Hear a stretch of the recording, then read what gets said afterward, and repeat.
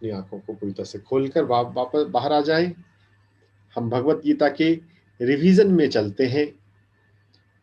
हम एक एक करते हुए हमने 5 चैप्टर कर लिए, लेकिन रिवाइज करना भी जरूरी है, तो आज हम सेकंड चैप्टर सांख्य योग का रिवाइज करेंगे।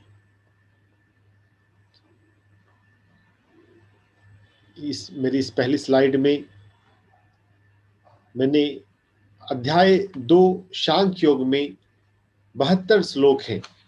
ये one of the biggest chapter है। अध्याय 2, 18वां अध्याय मोक्ष संन्यास योग भी एक बड़ा अध्याय है, और अध्याय 2 सांख्य योग भी एक बड़ा अध्याय है। ये 2 अध्याय बड़े, सबसे बड़े हैं। इस सांख्य योग में जो मुख्य श्लोक हैं उनको एक ही स्लाइड में मैंने जमा किया है। इनका आप स्क्रीनशॉट ले लें या आप इनको अपनी कॉपी में श्लोक नंबर लिख लें। ना त्वे वाहम जातु नाशम सर्वे व्यमतः परम, 12 नंबर का श्लोक। ना तुम, ना मैं, ना मेरा नाश होता है, सभी हमेशा हमेशा रहते हैं, हमेशा हमेशा थे, हमेशा हमेशा हैं और हमेशा हमेशा रहेंगे। Eternity of existence of self, यह बात अध्याय 2:12 में है। 2:13 में देहांतर प्राप्ति, देह छूटने के बाद दूसरे देह की प्राप्ति, उसके बारे में है। 2:20 ना जायते म्रियते वा,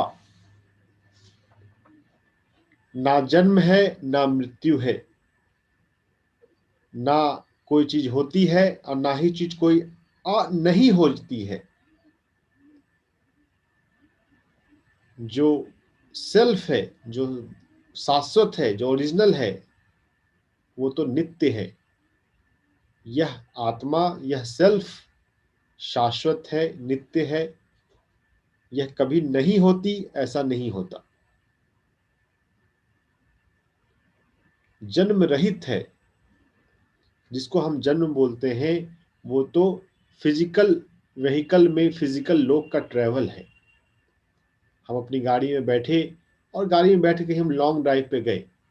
लॉन्ग ड्राइव के प्रोसेस में हम भूल गए कि हम गाड़ी में बैठे थे और हम ड्राइव पे जा रहे हैं, और गाड़ी को ही हम अपना पार्ट मानने लग जाएं, अपना डिस्टेंस मानने लग जाएं। तो ये सेल्फ इन्फ्लिक्टेड एमनेजिया, हमने खुद से खुद को इस लीला में बांधा है। सत्य के प्रति हम जागे, जो नित्य है, जो शाश्वत है, जो जन्म नहीं लेता, जो मरता नहीं। Never born never died. 2:22 वांसांसि जीर्णानि यथा विहाय नवानि गृह्णाति नरो परानि, तथा शरीरानि विहाय जीर्णानि संयाति नवानि देहि। जिस प्रकार वस्त्र के पुराने हो जाने पर नए वस्त्र धारण किए जाते हैं, उसी तरह से देही, देह में रहने वाली आत्मा, देह के पुराने हो जाने पर नया शरीर धारण करती है। तो अगर हम अपने शरीर का, जो आत्मा का मंदिर है, इसका पूरा ख्याल रखते हैं और इसे पुराना कम होने देते हैं, मेंटेनेंस अगर हम अच्छा करते हैं, तो नए शरीर को धारण करने की जरूरत थोड़ी सी कम हो सकती है। हमारे भोजन में नियम हो, सात्विकता हो। जितनी भूख हो उतना खाएं, भूख से ज्यादा ना खाएं। होश पूर्वक खाएं, टाइम के अनुसार नहीं खाएं, नीड के अनुसार खाएं। अपने शरीर को अननेसेसरी एग्जॉस्ट ना करें, ना तो लेजी बने, ना ही ओवरवर्क करें, तनाव लेकर काम ना करें, प्रकृति के साथ रहें, बच्चों के साथ रहें, सरल रहें, सिंपल रहें, जो दिल में बात हो वो बोल दें। छिपाना, किसी के सामने कुछ और बोलना, किसी सामने कुछ और बोलना, वो हमारे जीवन में तनाव बनता है और वो तनाव शरीर पर दिखता है। अपने इस देह को पुराना थोड़ा देर से होने दें, समझें लाइफ प्रोसेस को और उसमें भाग दौड़ ना करें।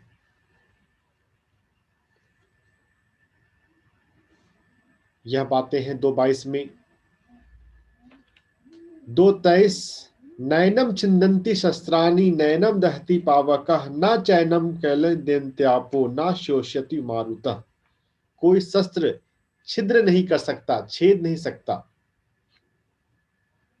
कोई अग्नि जला नहीं सकती।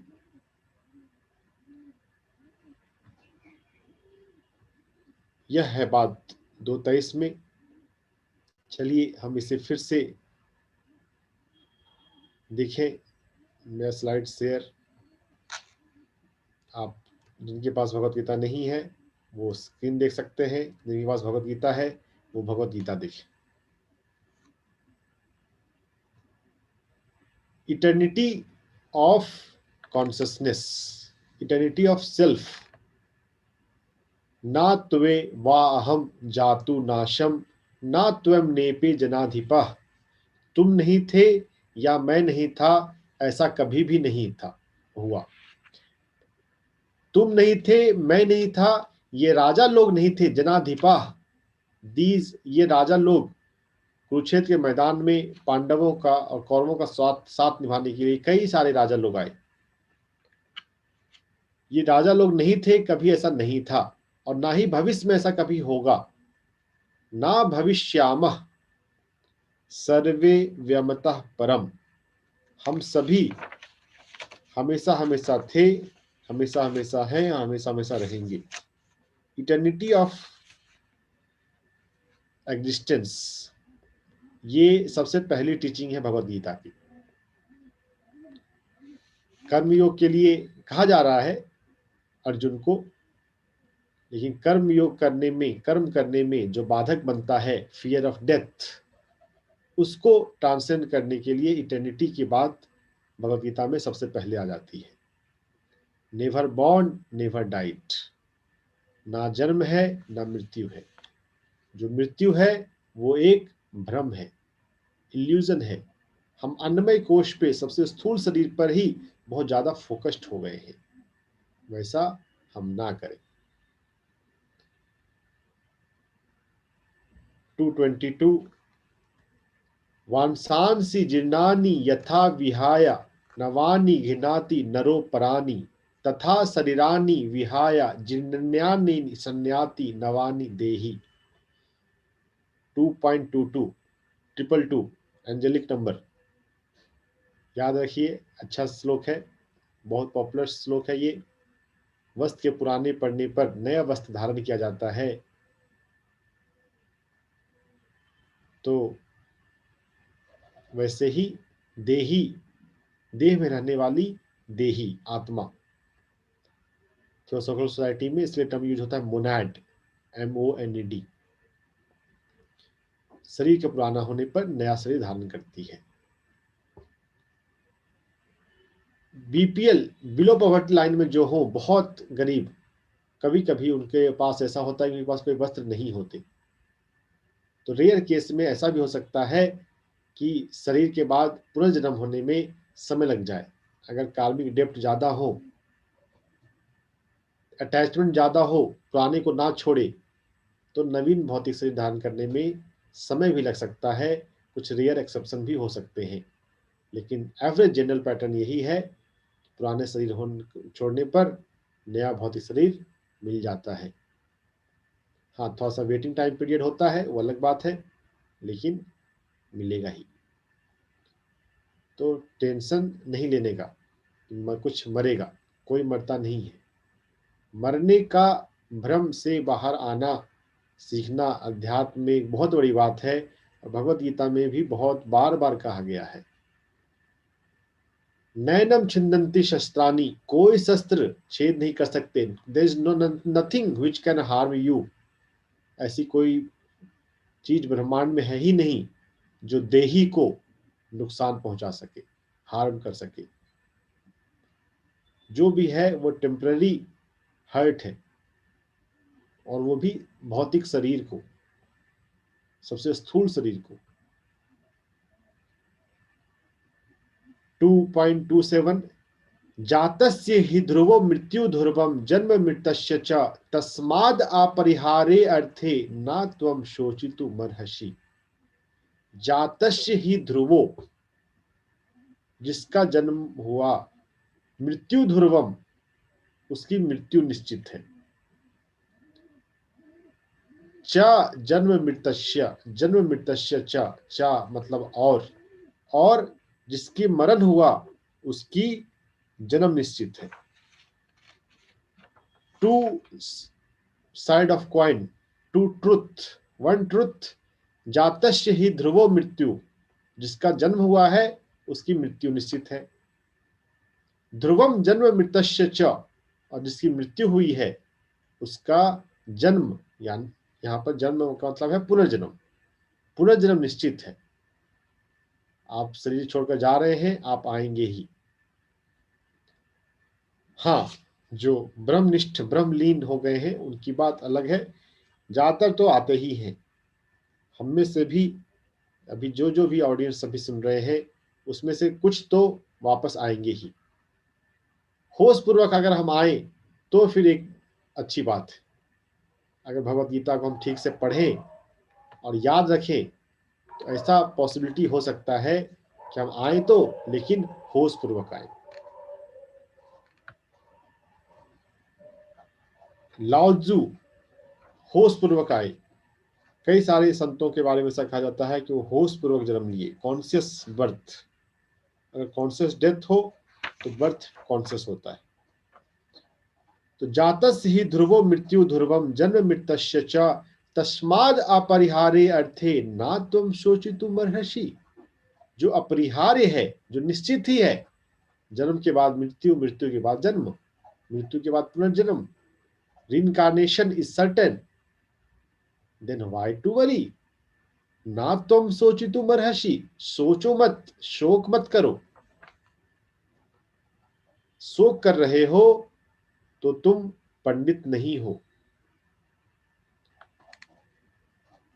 पंडित, enlightened one, wise one, never lament. If there is lamenting, if there is worrying, crying, then you are not pandita. Be a yogi, be a पंडित। पंडित का यहां से मतलब है ज्ञानी, वाइज। तिलक लगा लेने वाला पंडित की बात यहां नहीं हो रही। How to come back with conscious birth. अगर हमारा स्टेप बाय स्टेप, अगर कॉन्शियस डेथ है तो कॉन्शियस बर्थ होगा। कॉन्शियस डेथ पॉसिबल है अगर हमारे कॉन्शियस लिविंग हो। अगर होश में जीते हैं तो ही होश में मर सकते हैं, और होश में मरे तो होश में जन्म ले सकते हैं। और होश में जिए, उससे ज्यादा मरने और जन्म लेने में कॉन्शियसनेस लाने से पहले हम नींद में कॉन्शियसनेस ला सके, जो 2.69 में आता है, या निशा सर्वभूतानाम तस्याम जागति संयमी यश्याम जागति भूतानी सा निशा पश्यतो मुने। जो सबके लिए रात है, जब सबको लोग सोते हैं उस समय संयमी, ध्यानी, होश में रहने वाला, अवेयर, कॉन्शियस रहता है। Internally physical body will sleep, लेकिन भीतर तो होश रहेगा। तो ये ध्यान की पराकाष्ठा है। जब ध्यान हमारा गहरा होगा तो ये अवस्था आएगी। अभी तो हम 1 घंटे आंख बंद करके बैठना सीख लें, पहले तो उस प्राइमरी क्लास में आना है। आंख बंद करने लग गए, आप नर्सरी में तो आ गए। 1 घंटे बैठने लग गए तो आप प्राइमरी में आ गए। और फिर जब 1 घंटे बैठने की साधना आ जाए, तब 3 घंटे बैठने की साधना हो, तब मिडिल स्कूल में आए। अभी हम भगवत गीता को श्लोक बाय श्लोक समझ रहे हैं, रिवाइज कर रहे हैं। सेकंड चैप्टर सांख्योग 2.29 आश्चर्यवद पश्यति आश्चर्यवद वदति। अब जिनके लिए यह बात बिल्कुल नहीं है वो आश्चर्य कर रहे हैं, ऐसा कैसे होगा, रात में सब सोते हैं फिर उसमें संयमी जागा रहे, इज इट पॉसिबल? तो आश्चर्य है ये। तो सभी ज्यादातर आश्चर्य से ही देखते हैं इन सभी बातों को, आश्चर्य से बोलते हैं अरे मर गया, यह आदमी मर गया। दूसरा जब मर रहा है तो हमारे भीतर होश नहीं जाता कि मेरी मृत्यु भी निश्चित है, लेकिन फिर भी हम आश्चर्य से बोलते हैं कैसे मर गया, सब कुछ तो ठीक था, कल तो वो ठीक था। अरे कभी भी कुछ भी हो तो कभी तो कोई तो टाइमलाइन होगा। अचानक से कुछ नहीं होता, अचानक से बोलने वाली बात आश्चर्य वाली बात है। आश्चर्यवर मनन, सोचते रहना, चिंतन करते रहना, तो ये आश्चर्य है ज्यादातर लोगों के लिए। बहुत कम लोग जानते हैं वेद न चैव कश्चित, rare one knows about truth of self, truth of soul. नहीं तो ज्यादातर तो आश्चर्य से ही कट मरते हैं, आश्चर्य से ही देखते हैं शरीर की, इस मरण धर्मा शरीर की गति को। जो शरीर जब मर जाता है, जो जीवन में होता है, उन सभी के प्रति आश्चर्य। आश्चर्य को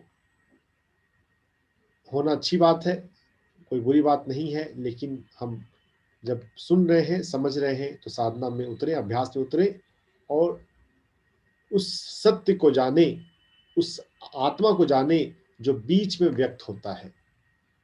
अव्यक्त आदिनी भूतानी व्यक्त मध्यानि भारत। भारत अर्जुन का पर्यायवाची। पहले अव्यक्त है, बाद में अव्यक्त है। इस फिजिकल बॉडी के जन्म के पहले सोल की क्या गति है हमें नहीं पता, ज्यादातर लोगों को नहीं पता। अभी ये शरीर के रूप में व्यक्त है और शरीर की मृत्यु के बाद फिर से ये अव्यक्त हो जाएगा, नहीं दिखेगा। बीच में व्यक्त है, लेकिन है तो तब भी बस वो दिख नहीं रहा। मरने के बाद भी हमारा एग्जिस्टेंस जारी है। तो इन बातों को अगर जानते हो तो दुख की क्या जरूरत। तत्र का परिदेवना, व्हाई लेमेंटिंग, शोक नहीं करने करो, शोक करने की जरूरत नहीं है। आश्चर्य है ये बात कि यह सब बातें पता नहीं है और शोक कर रहे हो। 228 229 ये है। फिर 38 में इक्वानिमिटी की बात है, लेकिन 31 नंबर का श्लोक भी एक अच्छा है। हम 31 नंबर का श्लोक एक देख ले।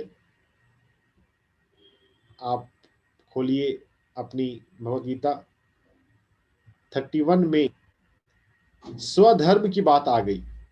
स्वधर्म भी भगवत गीता में अर्जुन को कहा जा रहा है, अपने स्वधर्म को निभाओ, अपने धर्म की पालना करो, धर्म को फॉलो योर धर्मा। अपने धर्म को देखते हुए विकंपित मत हो। लाइफ में हम तभी कंफ्यूज होते हैं जब हमको अपना स्वधर्म पता नहीं है, क्या करने धरती पर हम आए। अगर स्वधर्म को देख रहे हो,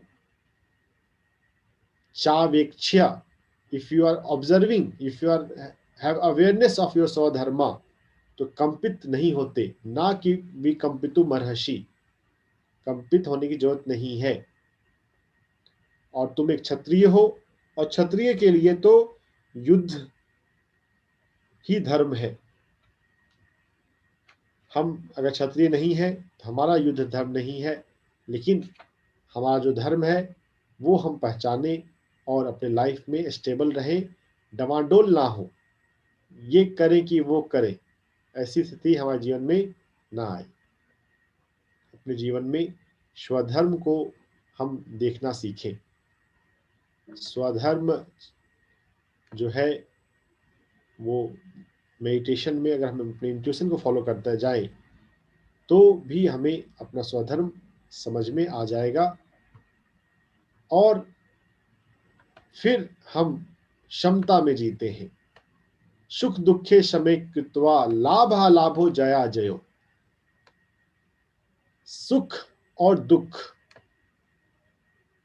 सुख जो हमें खुशी दे, दुख जो हमें दुख दे, दोनों को समान कर देना, समान करके देखना।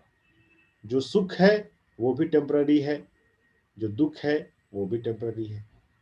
बोथ आर टेम्पररी नेचर, उनको समान करके देखें।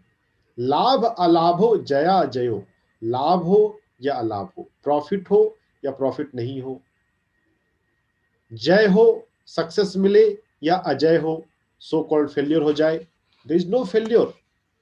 Life is a continuous journey. तो जो भी फेल्योर है that is the part of learning process.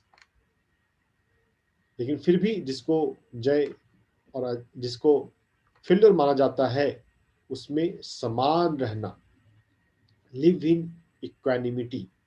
This is 238।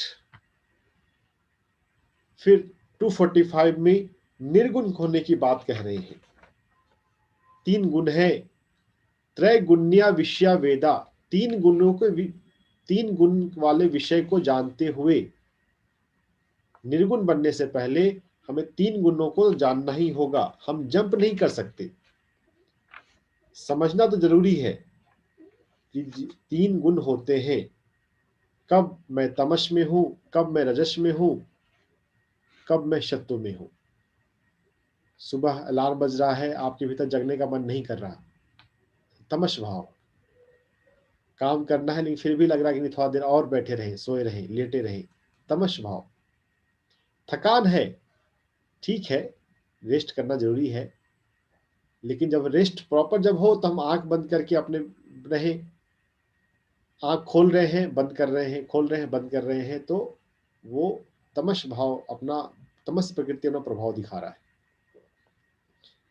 रजस भाव एंगर एंड एम्बिशन, गुस्सा आना और महत्वाकांक्षा, वो रजस भाव है। सत्व भाव, समय पर हम ध्यान में बैठें, भगवदगीता को अच्छे से चिंतन करें। तो 3 भाव को जानते हुए निस्त्रय गुण्यो भवार्जुना, निर्गुण हो जाओ। निर्गुण हो जाना वो सत्व गुण से भी ज्यादा बड़ी बात है। उसमें निर्द्वंद होते हैं। सत्व गुण में भी इफ एंड बट आता है, ये कि वो, लेकिन फिर भी तमस और रजस से सत्व ज्यादा अच्छा है। नित्य सत्य भाव में स्थित रहने वाले अर्जुन, निर्गुण बनो।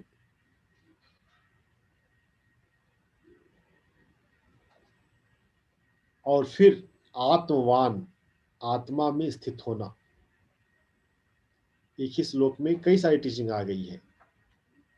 निर्गुण बने और आत्मवान बने। आत्मवान होते हुए भी हम सत्व में रह सकते हैं। निर्गुण जो है वो आत्मवान से भी बड़ी अवस्था है, बड़ी बात है।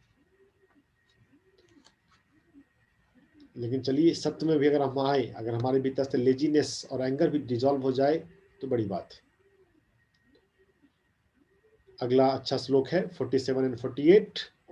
कर्मण्येवाधिकारस्ते मा फलेषु कदाचन मा कर्म फल हेतुर्भुर्मा ते संगोस्तु अकर्मणि। कर्मण्येवाधिकारस्ते, कर्म पर ही अधिकार है। मा फलेषु कदाचन, मा मीन्स नहीं, फल पर तो बिल्कुल नहीं, कदाचित नहीं। तुम्हारा अधिकार सिर्फ कर्म करने पर है, फल पर बिल्कुल भी नहीं। मां कर्म फल हेतुर्भुर्मा, कर्म फल हेतु तुम्हारा ना हो, कर्म फल के लिए तुम ना हो, तुम मत हो। ते संगोस्तो कर्मणि, ते तुम्हारा। इन बातों को जानते हुए अकर्म से भी संग आसंग ना हो। अरे जब कुछ मिलने ही नहीं वाला तो कर्म क्यों करना, ऐसा भाव भी ना हो। तो कर्म फल के प्रति भाव हमें छोड़ना है। कर्म फल क्या होने वाला है, हम करने पर फोकस लगाएं, क्या मिलता है उस पर थोड़ा कम सोचें। हम दुनिया में माया में फंसे हुए लोग हैं, हर चीज में हम कॉन्सिक्वेंस देखते सोचते हैं। तो चलिए कम तो कीजिए, आप करने पर ज्यादा फोकस रहे। इंटेग्रिटी जो है, करते हुए आप किस भाव से करते हैं, कितने लगन से करते हैं, उस पर ज्यादा ध्यान रखें। रिजल्ट बाद की बात है। Being is more important than doing, इसको इस ढंग से भी हम समझें। कर्म करते समय हमारी चेतना का भाव क्या है? क्या हम शांत मन से कर्म कर रहे हैं, या हम परेशान हैं, एंजाइटी में हैं, डर में हैं, प्रोजेक्ट टाइम पे पूरा होगा कि नहीं, अगर मैं नहीं कर पाऊंगा तो क्या होगा, कहीं मैं एग्जाम में फेल तो नहीं हो जाऊंगा। कर्म करते समय अगर मन में चिंता आती है तो फिर वो फल पर ध्यान है, इसलिए चिंता आ रही है। कर्म करने पर मेरा ये धर्म है, धर्म के अनुसार मेरा ये कर्म है, मेरा जन्म ही इस कर्म के लिए हुआ है, ऐसा सोचना, कर्म पर ही फोकस रहना, फल पर थोड़ा फोकस कम करें। अगर डिटैचमेंट पूरी तरह से आ गया है तो कर्म के प्रति अकर्म के प्रति आसक्ति ना हो। ते संगोस तो अकर्मणि, आ यहाँ छिपा हुआ है, अकर्म के प्रति आपका आसंग ना हो। डोंट सिट आइडल, कभी भी चुपचाप मत बैठे। हाँ, ध्यान में बैठना अलग बात है, लेकिन बेकार बैठना, ना कुछ करते हुए बैठना, अकर्म के प्रति आपकी आसक्ति ना हो। Never be get retired, Linda Goodman कहती है कभी रिटायर मत हो।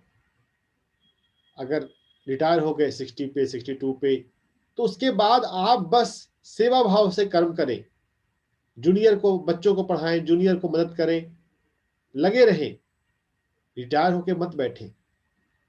रिटायर होना होकर बैठना ये आध्यात्मिक हिसाब से ठीक नहीं है। आपको अपना कर्म करना है। जो यंगस्टर हैं उस प्रोफेशन में, जो नए हैं, उनको आप गाइड कर सकते हैं, उनके आप मेंटर बन सकते हैं। ये कर्म करने का ढंग है। डिटैच रहते हुए सीखने जाएंगे तो बहुत कुछ आएगा। 248 सांख्य योग सेकंड चैप्टर का 48 नंबर का श्लोक, योगस्थ कुरु कर्माणि संग त्यक्त्वा धनंजया, सिद्ध असिद्ध्यो समो भूत्वा समत्वम योग उच्यते। योगस्थ कुरु कर्माणि, हमें कर्म कैसे करना चाहिए? योग में स्थित होकर। अब इस योग में स्थित होने का मतलब, एक तो है कर्म कर्म योग में स्थित होना, मतलब कर्म फल के बारे में नहीं सोचना, और एक है स्वयं में स्थित होना, अपने हमारे भीतर योग हो जाए। हमारा जो लोअर कॉन्शियसनेस है, जो शरीर को महसूस करता है, जो इंद्रियों को महसूस करता है, जो मन और बुद्धि को फील करता है, और जो हमारा हायर कॉन्शियसनेस है, जो नॉन फिजिकल कॉन्शियसनेस को फील करता है, वो एक हो जाए। वननेस, योग, यूनियन, हमारा लोअर नेचर और हायर नेचर एक हो जाए। कभी हम शरीर के बात पर ध्यान हमारा जाए, कभी हमारी आत्मा के ऊपर ध्यान जाए, तो हमारा अटेंशन डिवाइडेड है। वो योग हो। योगस्थ कुरु कर्माणि, योग में स्थित होकर कर्म करो। जब तक हम योग में स्थित होकर कर्म हम नहीं करते, हमारा कर्म परफेक्ट नहीं हो सकता। हम जीवन में तनाव में आते हैं क्योंकि कर्म अधूरा रह जाता है। कर्म काम में मिस्टेक होता है, इफिशिएंसी कम होती है, क्योंकि योग में स्थित नहीं है। योग में जो ही हम स्थित होंगे, हमारा जो एक्सेलेंस है वो बहुत रिफाइंड हो जाएगा। योगः कर्मसु कौशलम, योग से कर्म में कुशलता आती है। कर्म में कुशलता ही योग है ऐसा भी कहते हैं, लेकिन उससे ज्यादा अच्छा है योगः कर्मसु कौशलम, योग से कर्म में कुशलता आती है। योग तो साधना के बाद स्थिति है, हम अपने भीतर जुड़ जाएं स्वयं से। और भगवत गीता में जो कर्म योग है, कर्म के फल के प्रति डिटैचमेंट, आशंग को त्यागो, संग त्यक्त्वा, आसक्ति को छोड़ दो और कर्म करो। सिद्ध असिद्ध्यो शमो भूतवा, सिद्ध्य, ये सिद्ध यहां जो है, यहां सक्सेस के टर्म में है, सफलता, सफलता और असफलता, सिद्ध असिद्धयो शमो भूतवा, समत्वम योग उच्यते, सफलता और असफलता दोनों में समान हो, समता में जीना ही योग है। कर्म फल को छोड़ देना योग है, अपने लोअर नेचर और हायर नेचर को यूनाइट कर लेना योग है, और क्षमता में जीना योग है। भगवत गीता में एक ही चैप्टर में योग के ये अलग अलग मतलब आ रहे हैं और सभी सही है। एक हम लोअर नेचर हायर नेचर को यूनाइट करने वाला योग हो तो हम सम भाव में जीते हैं और फल पे नहीं जाते। जो भी ठीक लगे उसको हम पहले अपने आचरण में उतार सकते हैं। समत्वम योग उच्यते, सम अवस्था में रहना योग है। इक्वानिमिटी, हम इक्वानिमिटी में जिए। और बात है 55, आत्मनेव एव आत्मना तुष्टा, आत्मनि एव आत्मना तुष्टा स्थित प्रज्ञस्त दोच्यते। स्थित प्रज्ञ उसको कहते हैं जो स्वयं से आत्मा में ही तुष्ट है, संतुष्ट है। हमारी संतुष्टि कर्म फल से नहीं आती, क्या हमने किया और उसका रिजल्ट ये रहा तो उससे तुष्टि नहीं है। तुष्टि संतुष्टि तो स्वयं से है। अगर स्वयं का बोध है, और इसके लिए सिकंदर डायोनिज की कहानी मैंने बताई थी। सिकंदर जीतता जा रहा है दूसरे राज्यों को, उसे मिला एक फकीर जिसका नाम डायोजनीज है। डायोनिज जो है वो धूप में अर्धनग्न लेटा हुआ है और उसको एंजॉय कर रहा है। सिकंदर डायोनिज की का ये जो कन्वर्सेशन है वो बहुत सिखाने वाला है। सिकंदर अलग अलग सवाल बोलता है, मैं आपको कैसे हेल्प करूं। उस समय सिकंदर इस तरह से खड़ा था कि धूप, उसकी छाया उसके ऊपर पड़ रही थी, डायोजनीज के ऊपर। डायोजनीज बोलता है, बस तुम वहां से हट जाओ, धूप को आने दो, मैं यहाँ पर मस्त हूं अपने आप में, मुझे कोई चीज की जरूरत नहीं है, कुछ भी ऐसा नहीं है जो तुम मुझे दे सकते हो। हम पाने के सेंस में जो होते हैं वही हमारे जीवन में तकलीफ लाता है। स्वयं में हम तुष्ट होना सीखें, satisfaction with self, satisfaction in self, ये स्थित प्रज्ञ का लक्षण है, समाधिस्थ का लक्षण है। इसलिए प्रजहाति यथा कामान सर्वान पार्थ मनोगतान, छोड़ दो जो मन में यह सब बातें आती हैं, live it and be happy in yourself, be satisfied in yourself, that is the nature of स्थित प्रज्ञा। हम स्थित प्रज्ञ बने, स्थित धी वाले बने। स्थित धीर मुनिरुच्यते, जो स्टेबल कॉन्साइंस वाला पर्सन है वो वीत राग भय क्रोध से मुक्त होता है, दुख से अनुद्विग्न नहीं होता और सुख से भी अप्रभावित रहता है। सुख भी उसको स्पर्श नहीं करते, दुख उसे परेशान नहीं करते और सुख उसे स्पर्श नहीं करते। ये स्थित धीर मुनि का लक्षण है। हम भी स्टेडी विस्डम वाले बने, हमारे भीतर भी स्थिरता आए, स्थिर प्रज्ञ, स्थित प्रज्ञ और स्थित धीर, धी मतलब बुद्धि। 2.62 में एंगर के बारे में बताया गया। गुस्सा कब आता है?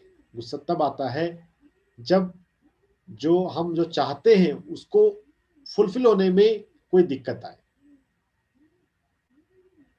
जब वो चीज फुलफिल नहीं होती जो जिससे हमारा अटैचमेंट है, तो हमें गुस्सा आता है। गुस्से का कारण डिजायर है, अटैचमेंट है। यह बात भी हमें भगवद गीता से सीखने को मिलती है। गुस्से को कम करना है, डिजायर को और अटैचमेंट को हम कम करें। फिर स्थित बुद्धि और स्थित धीर वाले पर्सन के बारे में जो आया, उसी को दूसरे ढंग से आया है कि जो नहीं है स्थिर, जो राग और द्वेष में है, कुछ चीजों से पसंद है, कुछ चीजों से अपसंद है, वो इंद्रियों में विचरण करता है। और जो राग और द्वेष से मुक्त हो गया, वो तो डिवाइन का प्रसाद पाता है। प्रसादम अधिगच्छति। जो आत्मा को समझता है, जो आत्मा के लिए जीता है, वो डिवाइन ब्लेसिंग पाता है। Prasad, divine blessing. And what is the blessing? Blessing is the bliss, आनंद। कुछ ना करते हुए भी, कुछ ना पाते हुए भी आनंद, क्योंकि आनंद हमारा स्वभाव है। अनंत का अनुभव है तो आनंद है। जब तक अनंत का अनुभव नहीं हो, हम बाहर की दुनिया में चाहते हैं ये मिल जाए, वो मिल जाए। जो हम चाहते हैं, जो जिसमें हमारा राग आता है, वो हम चाहते हैं वो मिल जाए। और जिससे हमारा द्वेष है, जिसको हम डिसलाइक करते हैं, उससे चाहते हैं उससे हम बचे रहे, उससे हम दूर भागे, वो हमारे जीवन में ना आए। मेरी लाइफ में कोई बीमारी नहीं आए, कोई एक्सीडेंट नहीं आए, कोई मुझे कुछ कहे नहीं, इससे हमारा एवर्जन है। कुछ हमारी लाइकिंग है, कंफर्ट है, लग्जरी है, नेम है, फेम है, इन दोनों से मुक्त हो जाने वाला जो आत्मा है, जो पर्सन है, वो प्रसाद में जाता है, ब्लिस में जाता है। हम आनंद में जाएं, जो कि डिवाइन ब्लेसिंग है। जब तक प्रसाद नहीं मिले, तब तक हम लाइफ में राग और द्वेष में अटके रहेंगे, भटकते रहेंगे। और ध्यान की पराकाष्ठा, रात में सोते हुए भी सूक्ष्म के प्रति जागृत रहना। सूक्ष्म और कारण के बारे में हमें जानना सीखना है। हमें सूक्ष्म का ही बोध हमेशा रहता है। ध्यान में जागरण, होश बढ़ता जाए, अवेयरनेस आता जाए, तो फिर हम जाग सकते हैं। जिस समय सभी सोते हैं, संयमी, धारणा ध्यान समाधि तीनों को मिला के संयमी कहा जाता है, वो जागता है। और जिस समय लोग सभी जागते हैं, उसको जो मुनि है वो रात की तरह देखता है। रिफ्लेक्स एक्शन जो सूक्ष्म में हुआ है, वही तो फिजिकल में रिपीट होने वाला है। जो ऊपर के वर्ल्ड में है, वही नीचे डाउनलोड होने वाला है। तो सूक्ष्म जगत में, सूक्ष्म लेवल पर जो रियल वर्क है, जो हायर वर्क है, वो तो सूक्ष्म जगत में होता है। हम वाइब्रेशन लेवल पे, एस्ट्रल लेवल पे जो मुख्य कर सकें, वो ज़्यादा इफेक्टिव है।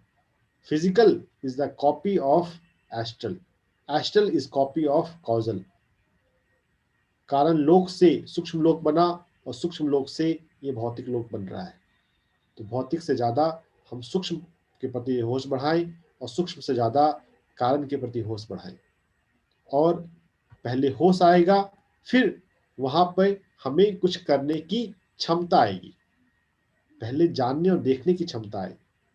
पहले आपको रोड दिखे, कहाँ जाना है, फिर वहाँ पे आप ड्राइव करेंगे। बिना दिखे आप कैसे ड्राइव करेंगे?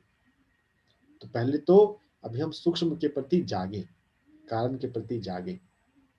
तो इसमें एक फिजिकल लीनियर टाइमलाइन के हिसाब से एक लंबा समय लगता है। एक जन्म में भी हो जाए तो बहुत है, कई जन्मों की ये बात है। अगर बात समझ में आने लग जाए तो ये बहुत बड़ी बात है। जो समझ सके वो समझदार है, जो ना समझे वो अनाड़ी है। अनाड़ी मत रहे, समझदार बने। जो समझदार बन रहे हैं उन्होंने शिवांत गीता मंगवा ली होगी, जिन्होंने नहीं मंगवाई है फिर वो जल्दी से समझदार बन जाए और मंगवा ले। समय पर सुबह 6 बजे सेशन शुरू होता है, 5:55 पे जुड़ जाए। पूरी तैयारी करना चाहते हैं, विंटर जा चुका है, स्नान करके बैठे। रात में समय पर सो जाएं, 11 बजे से पहले सो जाएं, 11 बजे तक सो जाएं, तो आप आराम से 5 बजे जग सकते हैं। अपनी लाइफ में डिसिप्लिन हो, late night mobile chatting, mobile reading ना करें। 11 बजे के बाद फ़ोन को यूज ना करें, नींद आ ही जाएगी। आदत नहीं है तो नहीं आती, 2 दिन होगा, 4 दिन होगा, आप ध्यान में बैठ जाइए, नींद आ ही जाएगी। अपने जीवन में नियम बना लें, 11 बजे के बाद मुझे मोबाइल नहीं छूना है, 11 बजे के बाद मुझे अपने कमरे से बाहर नहीं जाना है। तो समय पर नींद आएगी, समय पर नींद खुलेगी।